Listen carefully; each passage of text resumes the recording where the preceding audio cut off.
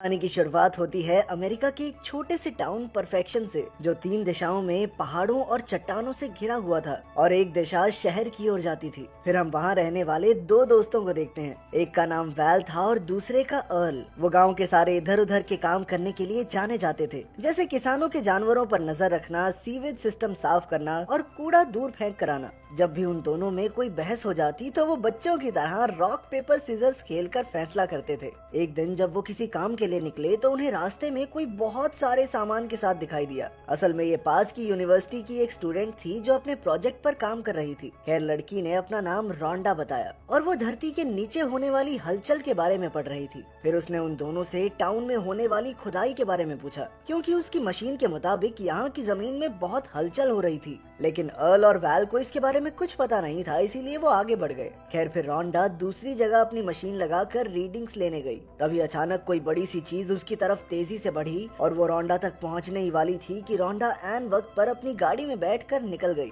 उधर अर्ल और वैल कूड़ा फेंकने का काम खत्म करके कुछ पीने के लिए रुके। वैल ने कहा कि उनके जैसा काम पूरे टाउन में कोई नहीं कर सकता। उसने अर्ल से कहा कि उन्हें अपने भाव बढ़ाने होंगे, तभी उन्हें इज्जत मिलेगी। खैर, बाद में वो मेल्विन नाम के एक लड़के के घर का गटर साफ करने पहुंच गए, लेकिन ये काम काफी मुश्किल था, इसीलिए वो एक दूसरे पर इल्जाम लगाने लगे। तभी अचानक सीवेज पाइप फट गई और वो नाले के पानी से तरबतर हो गए। आखिरकार वो दोनों तंग आ गए और उन्होंने अपना सामान बांधकर परफेक्शन टाउन छोड़ने का फैसला किया। तब रास्ते में उन्हें नैन्सी मिली, जो अपनी बेटी मिंडी के साथ एक पॉटरी की दुकान चलाती थी। नैन्सी ने उन्हें 1 महीने का काम और साथ साथ मुफ्त का खाना पीना देने का ऑफर दिया, पर उन दोनों ने मन बना लिया था कि वो अब इस जगह पर नहीं रहेंगे, इसीलिए वो इनकार करके आगे बढ़ गए। इसके बाद रास्ते में उन्हें बिजली के टावर पर एक आदमी लटका दिखाई दिया। जब वो उसके पास गए तो वैल ने कहा कि ये तो टाउन का पियक्कड़ एडगर है। वो ना तो हिलडुल रहा था और ना ही किसी की बात का जवाब दे रहा था, इसीलिए उन दोनों ने उसे नीचे उतारने का फैसला किया। उन्होंने हर बार की तरह रॉक पेपर सीजर्स खेला और वैल की बारी आई।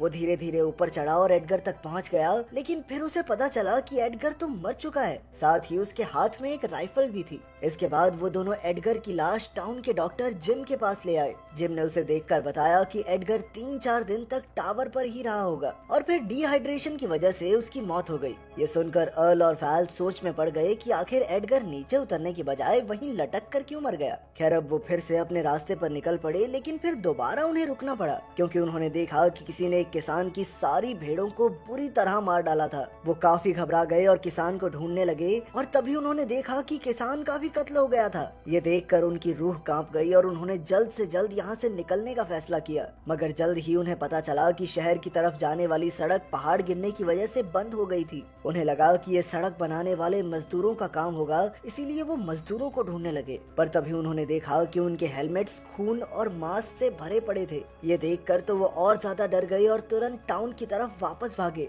रास्ते में अचानक ट्रक का टायर एक जगह फंस गया, पर फिर वैल के पूरी रेस देने पर वो किसी तरह बाहर निकल आया। आखिरकार जब वो टाउन में पहुंचे तो उन्होंने लोगों को इस सारी घटना के बारे में बताया। तभी लोगों ने देखा कि वैल के ट्रक के टायर में एक लंबा सा सांप जैसा जानवर फंसा हुआ था। शायद इसी वजह से उनका ट्रक आगे नहीं बढ़ रहा था। तब बर्ट नाम के एक आदमी ने कहा कि शायद ऐसे और भी जानवर यहाँ मौजूद होंगे, इसीलिए उन सबको सावधान रहना चाहिए। बर्ट और उसकी पत्नी हेदर ने बुरे वक्त के लिए बहुत सारे हथियार जमा कर रखे थे। उधर रात के समय जिम और उसकी पत्नी मेगन एक वैन में अपना घर बनाने में लगे हुए थे। अंत में थक हार कर उन्होंने आराम करने का सोचा, पर तभी उन्हें जमीन से धुआं निकलता दिखाई दिया। मेगन घबरा गई, पर जिम को लगा कि शायद ये नेचुरल गैस है और वो पूरा जोर लगाकर जमीन खोदने लगा। पर तभी अचानक उनके पैरों तले की जमीन खिसकने लगी और किसी अनजान शक्ति ने उन्हें नीचे खींच लिया। मेगन ने अपने पति को बाहर निकालने की पूरी कोशिश की, पर एक सांप जैसा जानवर उस पर फुंकारे मारने लगा। मेगन इतनी डर गई कि उसने दौड़कर खुद को गाड़ी में बंद कर लिया,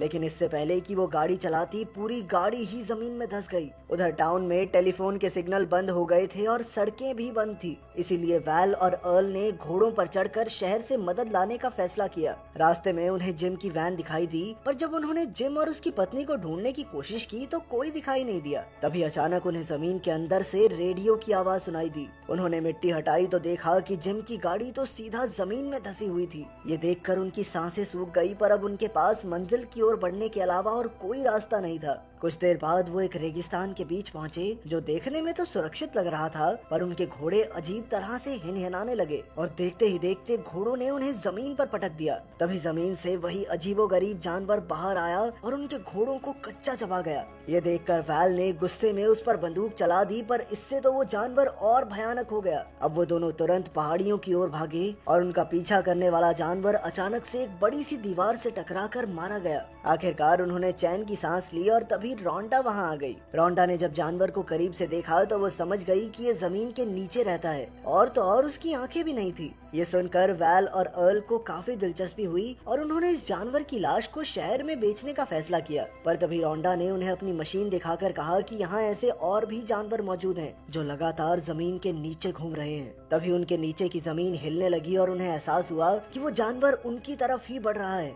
अब वो तीनों तुरंत दौड़कर एक बड़ी सी चट्टान पर चढ़ गए जहाँ वो जानवर नहीं पहुँच सकता था। फिर उन्होंने जानवर के वापस जाने का इंतजार किया, पर जैसे ही वो जमीन पर पैर रखते थे जानवर वापस आ जाता। इससे तंग आकर वैल ने कहा कि कहीं ये जानवर उनकी बातें तो नहीं सुन रहा। तब रोंडा ने उसे समझाया कि ये जानवर जमीन पर हो रही हलचल को महसूस कर सकता है। अब उनके पास कोई और चारा नहीं था, इसीलिए उन्हें उस पत्थर पर ही रात गुजारनी पड़ी। फिर अगली सुबह रोंडा को एक आइडिया आया और वो तीनों डंडे के सहारे कूदकर अपने ट्रक तक पहुंच गए। जल्द ही वो परफेक्शन टाउन पहुंचे, जहां सभी लोग सोच रहे थे कि उन्हें परफेक्शन टाउन छोड़कर चले जाना चाहिए, क्योंकि वो अजीबोगरीब जानवर उनकी ओर तेजी से बढ़ रहे हैं। रोंडा ने कहा कि उन्हें पहाड़ियों से होते हुए शहर चले जाना चाहिए। तभी अचानक उन्हें मेल्विन के चिल्लाने की आवाज सुनाई दी। उन्होंने तुरंत बाहर आकर देखा कि वो बिजली के खंभे पर डर के मारे लटका हुआ था। उन्हें लगा कि मेल्विन मजाक कर रहा है, इसीलिए उन्होंने मेल्विन को नीचे आने को कहा, लेकिन तभी वो जानवर जमीन फाड़कर बाहर आ गया। उसे देखकर सब डर के मारे अंदर भाग गए, मगर वो जानवर बिना आवाज मेडिकल स्टोर के नीचे आ पहुंचा।